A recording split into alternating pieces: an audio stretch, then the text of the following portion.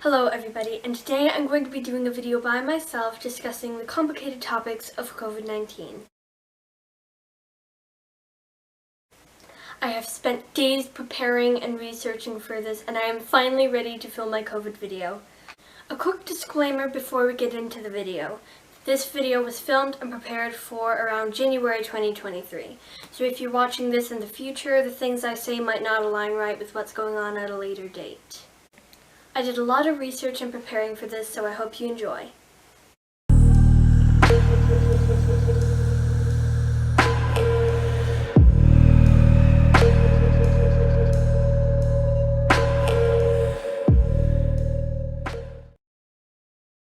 Natural/innate immunity is the body's built-in ability to fight disease. It's the immunity you're born with. Acquired immunity is the immunity your body develops because the body doesn't have the natural immunity to the invading disease, bacteria, virus, or toxin. You can get acquired immunity actively or passively. Acquired active immunity involves two major disease fighters, B cells and T cells. About T cells. T8 cells, also called cytotoxic or killer cells, attach themselves to antigens and destroy them. Other cells produce proteins, interleukins and interferons, that help other cells attack antigens. T4 cells, also called helper cells because they help B cells recognize antigens and destroy them. T cells, called suppressor cells, help to regulate the amount of antibodies produced. About B cells. When faced with certain antigens, they change into plasma cells, produce antibodies called immunoglobulins. Immunoglobulins move to the infection site and attack the antigen. Now what COVID does is deplete the T cells, which means less T4 cells to help B cells, less T8 cells to attack antigens, less interleukins and interferons to help other cells attack, and less suppressor cells to regulate the antibodies. And I recently learned that COVID depletes B cells too, although not as much as it depletes T cells, which means less immunoglobulins to attack antigens. Everyone talks about how immunocompromised people need to be careful not to get COVID because their immune systems are already bad.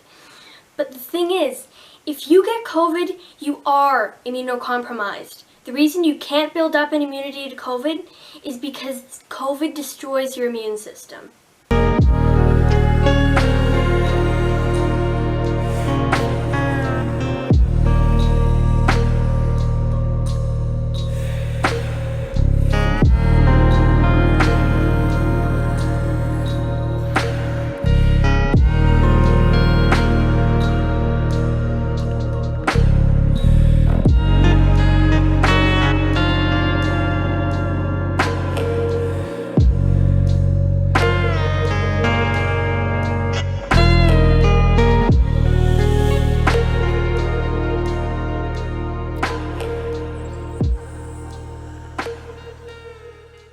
Most people think that breathing just has to do with lungs, so COVID should only affect your lungs, right? Well, wrong. Oxygen passes out of the bloodstream and into the cells of the various organs of the body, and the carbon dioxide passes from the cells back into the bloodstream. That's internal respiration. It takes place within the cells of all the organs of your body, which is why when you breathe in COVID, it does damage to all of your organs.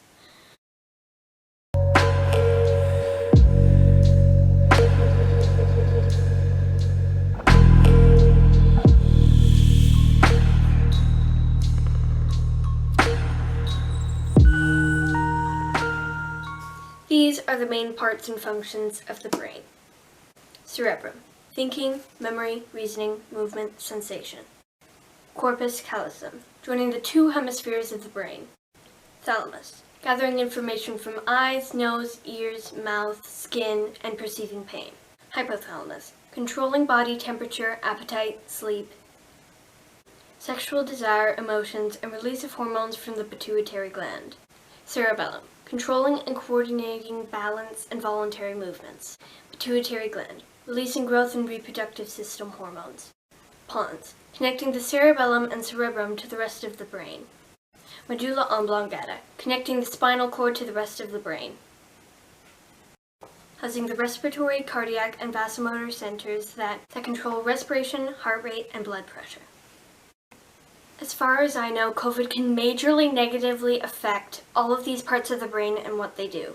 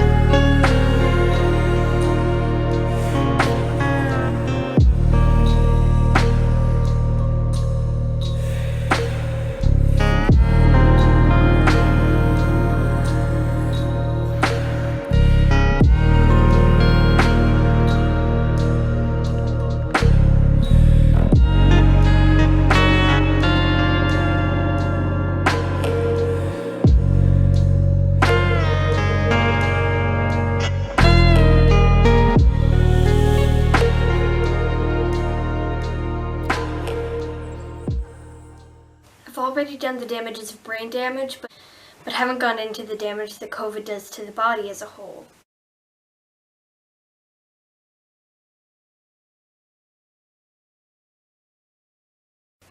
I really think Turn at One Good Turn on Twitter says it best.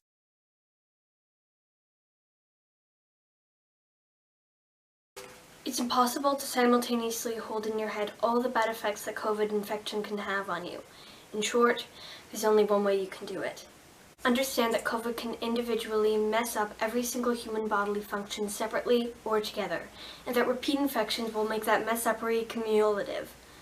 As soon as you start to make a list of what it affects, you either make a list so long it's unfinishable and unreadable, or a list too short to adequately cover the subject, unless you grasp the simple point that COVID affects your entire body and can interfere with every single bodily function. That interference plays out differently in every individual. For some reason, COVID doesn't just cause universal damage with each infection. For one person, it'll nestle into their abdominal organs and mess up their kidneys. In another person, it'll trigger a clot that'll enlarge in the artery that serves an eye. In another person, the damage from the first infection is subtle and impossible to discern. But cumulative infections have been shown to cause cumulative damage. The first infection damages your kidney function by 5%. That's unnoticeable for someone healthy, but more noticeable for someone who is only operating on 20% in the first place. But if the second damages it by a further 10%, you're now at 15% damage. And a third infection damages it by a further 20%, you're now at 35% damaged function. This isn't theoretical. It's happening with an acquaintance that's waiting in the hospital for a kidney transplant for exactly this reason. But again, we've narrowed down to one organ. When repeat COVID infections are whole body affairs, they're head to toe. And the first might have obviously targeted your liver, but have subtly caused clotting problems that you haven't detected. The second might bypass the liver and hammer the clotting issue. Another real-life example happening right now, a 20-something who had a mild first case that led to fatigue, suffered a second COVID infection that caused pneumonia, a psychotic break, and seizures. The doctors have had her in an induced coma. It's horrific. I'm not into betting, but I've heard of accumulators. Bets that multiply up across several statistical events, like multiple horse races or football matches. COVID is an accumulator. Each infection is a new bet, but the effects are multipliers. You're not starting out with a clean slate each time. And I've not mentioned the immune system yet, or inflammation triggers, or really address the clotting or microclotting problems. Did I mention muscle disease? And did I mention autoimmunity? Or circulatory system damage? And again, you need to get back to the point that COVID is systemic. It might not damage every organ every time, but it can damage any organ anytime. And the more times you catch it, the more likely that all is. And we're about to get hit with waves that can gain access to cells everywhere in your body. And yes, we do know how to reduce risk of infection and reduce risk of initial viral load. N95 plus masks, air filters, ventilation, smaller meeting sizes, shorter meeting durations, supported isolation when sick, And yes, they do work.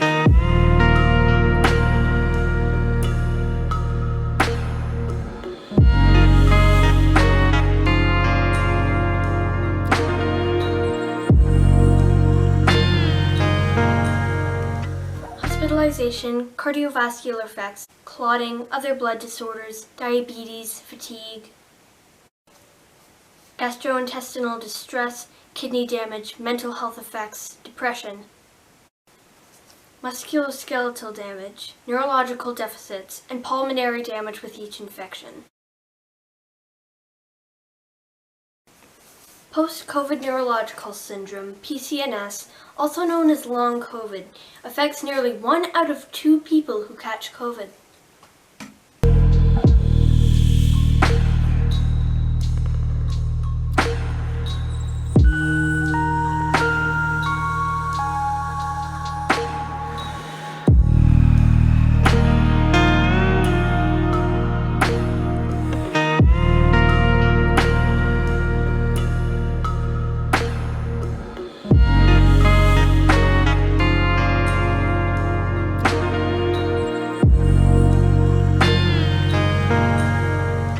Long COVID is different from regular COVID infections because, as its name suggests, stays for long periods of time or possibly forever.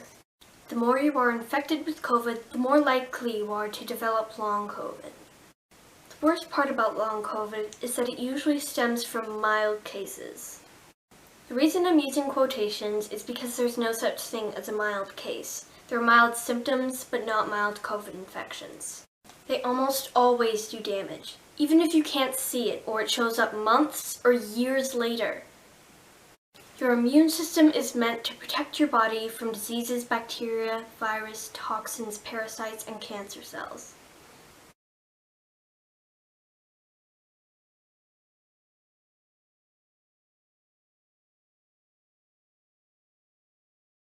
An autoimmune disease is when your body is attacked by your immune system.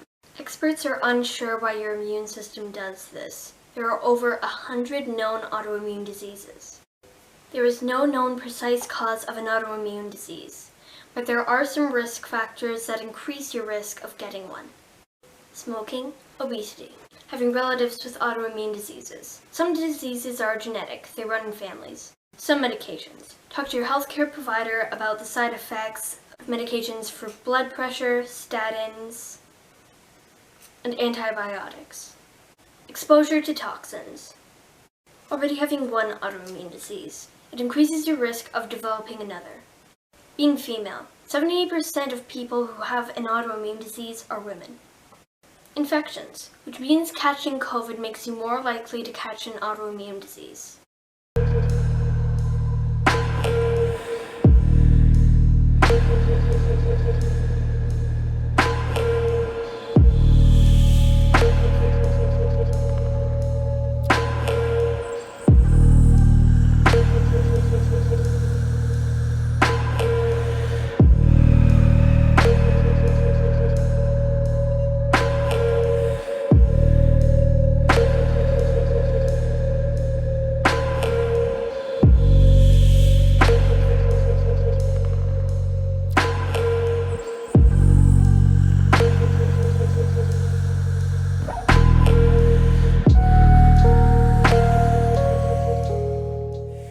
The Kraken, named by Dr. Ryan Gregory, also known as XBB.1.5, is the most transmissible immune-evasive subvariant yet. The Kraken binds to human cells more effectively than other Omicron variants. Even those with boosters aren't safe from the Kraken's ability to easily evade the immune system. Due to its high transmissibility and immune evasiveness, the Kraken has unsurprisingly made a huge impact on the US, making up 40% of northeastern COVID cases.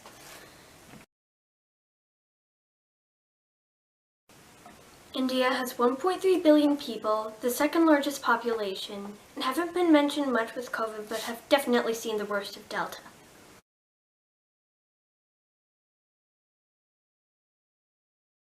The United States of America has 331 million people, and from my knowledge has been the worst country to handle COVID.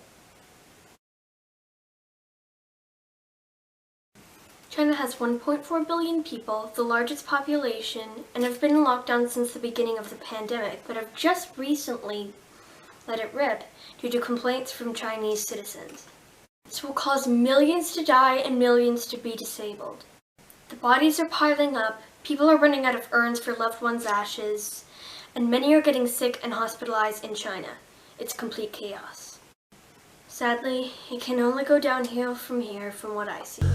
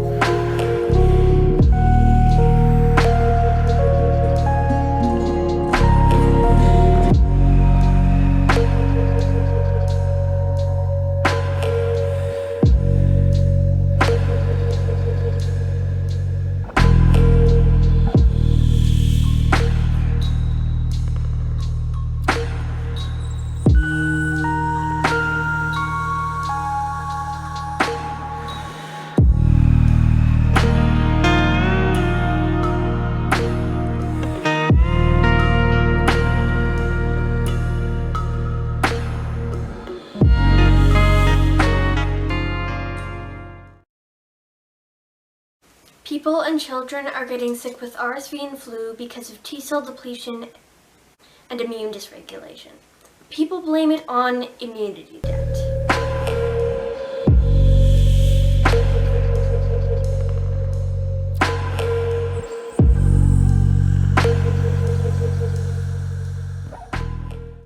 Immunity debt refers to not being exposed enough during the 2020 lockdown. If the common sense that a brain-damaging level 3 biohazard is causing hospitalization, a 6-month lockdown for schools in Canada 3 years ago isn't good enough for you, then here's more evidence. Newborns are getting RSV and flu and are hospitalized because of it. Because while their mothers were pregnant, they caught COVID and passed it to the baby, which destroyed the baby's immune system and entire bodily functions before they were even born. Which is why immunity debt is complete nonsense. It's COVID causing all the damage.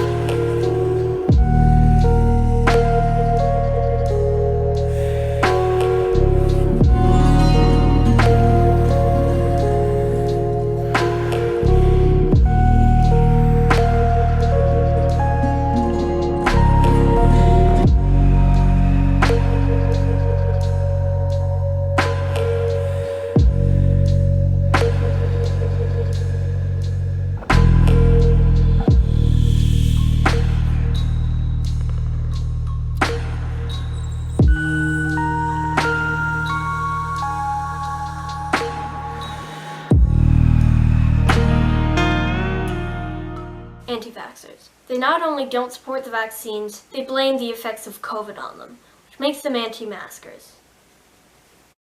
Anti-vaxxers are clearly stupid, but what about the opposite end of the spectrum?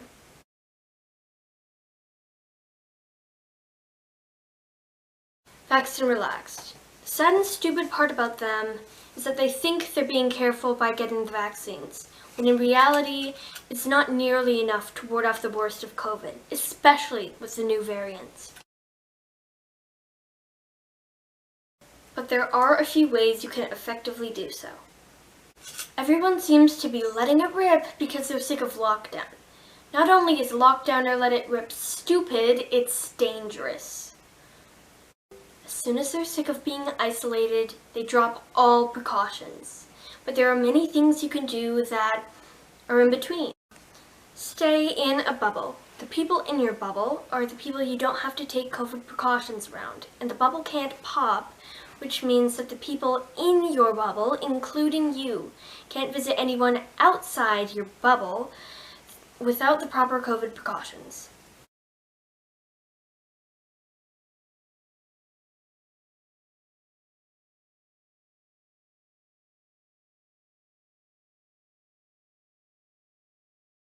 Wear a mask everywhere that isn't home. Wear a mask around everyone that isn't in your bubble.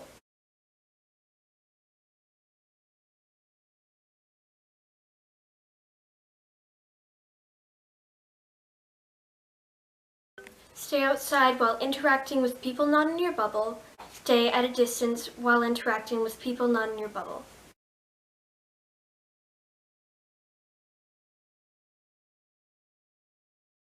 If being outside isn't an option, be in a well-ventilated room, either with a HEPA filter or an open window, or open windows. Wear an N95 plus mask.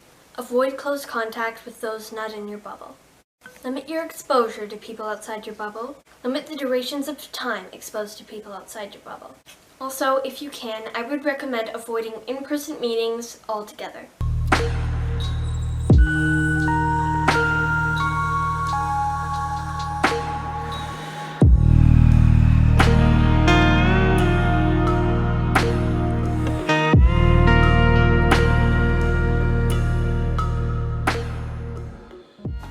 I personally despise being treated differently than adults, especially when I'm smarter than 90% of them. Sure, a lot of kids have had their parents treat them as inferior or second best. I can't relate all that much because I have a great mama who treats me equally. Minimizing adults will always try to say that kids want to go to school and that they don't want to wear a mask. You can't sum up like a billion human beings to have the exact same opinion. And have you met children? A lot of them don't like school, especially if it's not a safe environment for them. And I get that the majority of kids probably don't like wearing a mask, but that is probably because they don't know what they're risking. If they knew the risks, I'm sure any kid with a brain in their head would want to wear a mask to save their life. These are the 4 things a child must be.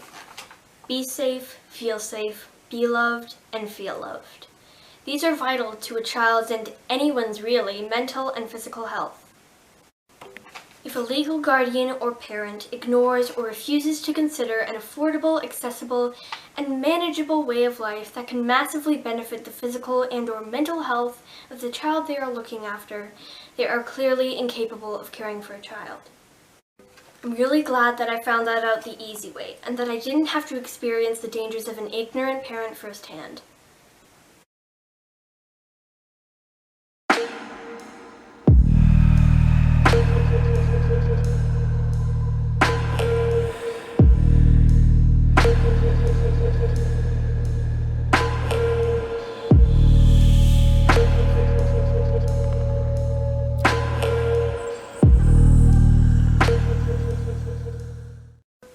This is another fantastic tweet from Turn. COVID doesn't harm kids crowd said so with no evidence whatsoever. The evidence is in now. COVID damages children's immune systems. COVID damages kids' hearts. COVID causes autoimmunity in kids. COVID causes long COVID in kids. COVID persists in kids' organs. In my understanding and my observation is that repeat infections are increasing that harm. My impression is that the kids getting COVID most frequently are the worst affected. They're run down, they're exhausted, they're vulnerable to other infections. What are we doing to them?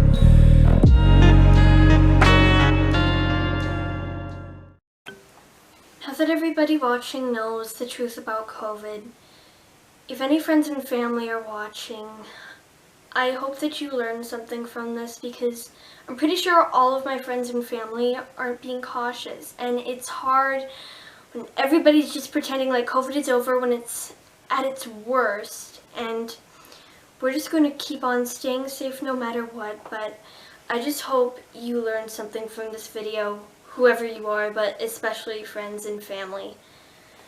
Any friends or family are watching this, I love you and I miss you and I wish I could see you, but it's just not safe right now.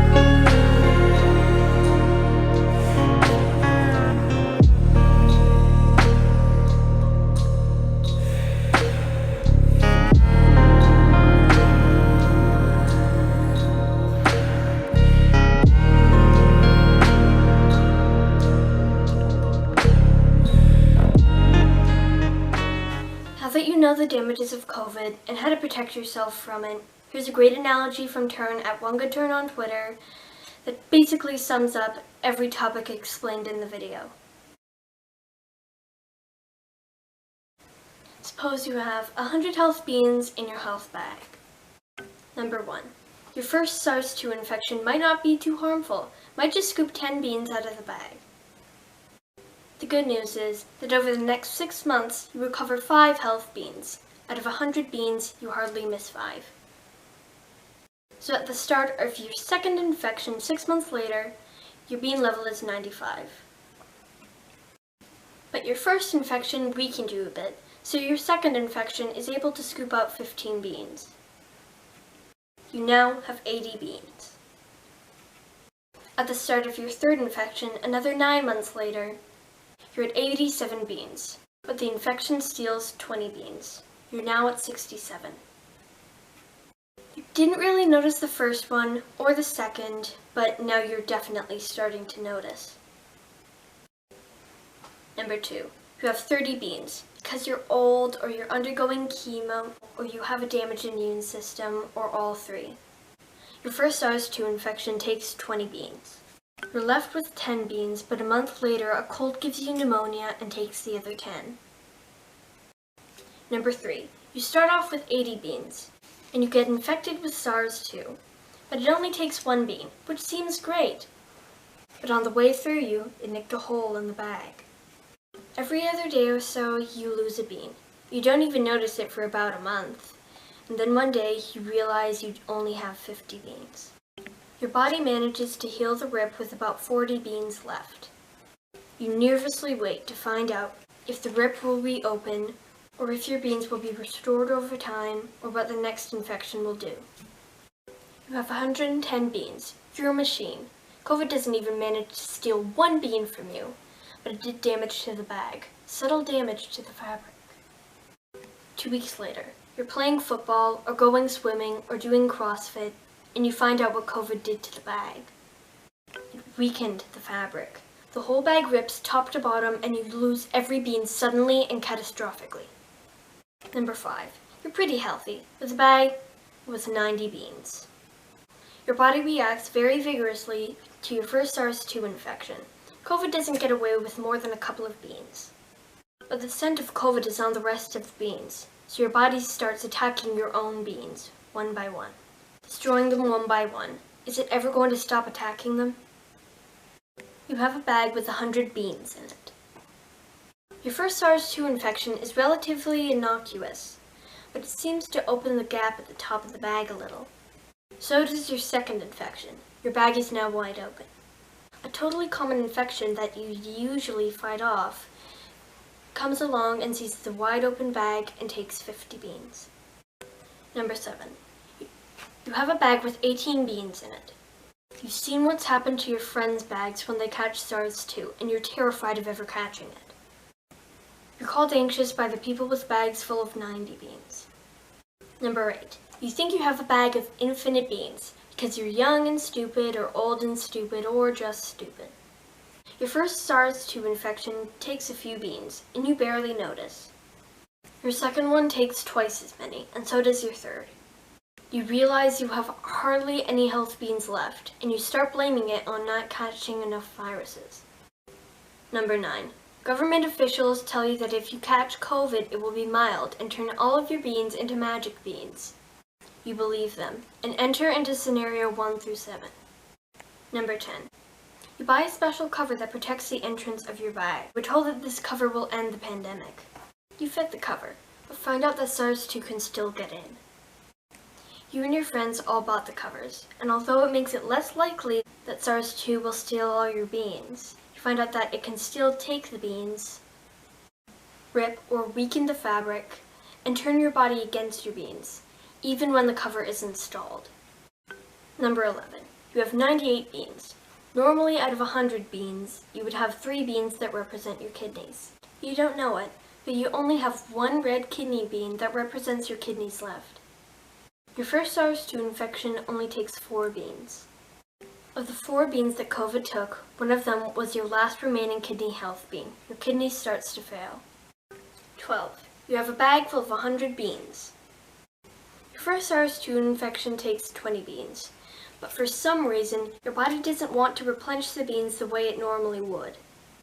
Everything exhausts you more, other infections hit you, and you just don't bounce back the way you used to. You just feel exhausted and run down all the time. Will you ever recover your ability to bounce back? 13. Your bag is full, but for some unknown reason, maybe luck, maybe genetics, your first SARS-2 infection takes all your beans. It's rare for younger folk, but it happens. Number 14. You have 100 beans when you first catch COVID. You're one of the lucky ones. Your first infection only takes 3 beans, and you bounce back fast. Your second infection takes 4 beans, and the same happens. You're back to 100 beans. You catch SARS-2 a 3rd time, and because it hasn't been a problem to you before, you go and visit your friend who has just given birth to a beautiful baby girl. The beautiful baby girl's bag is wide open. COVID takes all the baby girl's beans.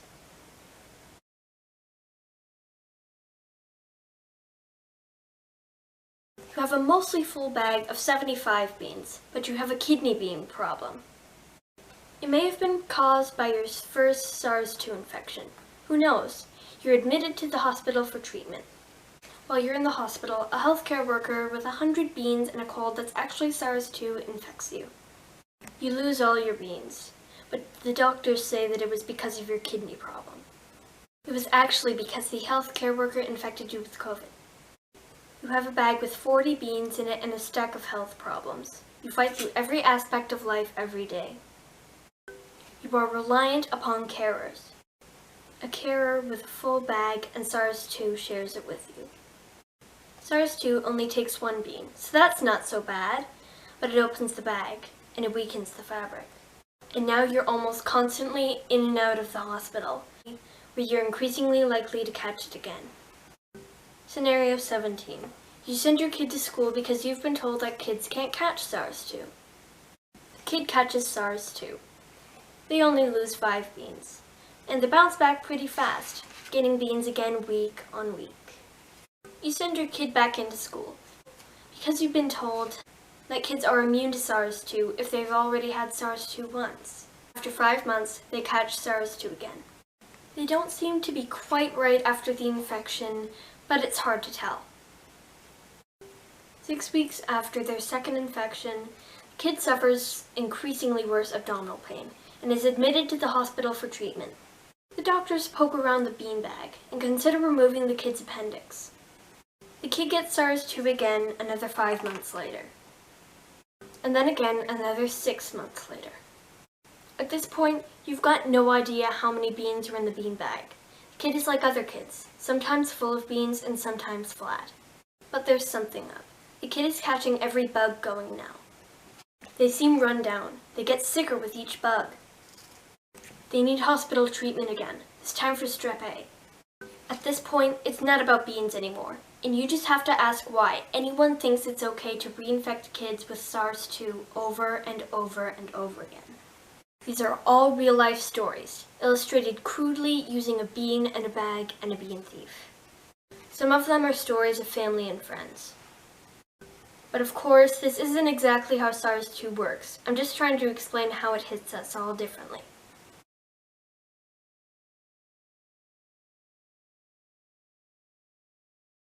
Thank you so much for watching the video, and my goal for this video, although it might not be that likely, the goal for this is to save someone's life. I hope some of this got through to any people, any minimizers watching, and I really hope people will be more careful from now on. And as always, take care, stay safe. Bye for now!